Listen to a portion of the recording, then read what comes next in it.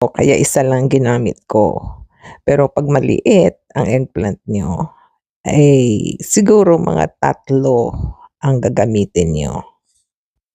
Ang kagandahan sa ganitong eggplant ay konti lang ang seeds niya, mostly ay meat.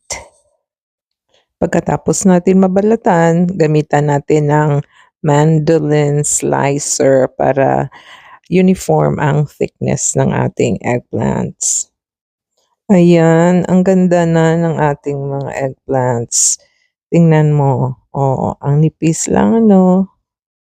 Patuloy lang ang pag-slice hanggang maubos.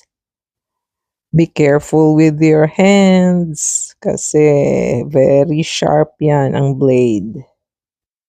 O tapos na.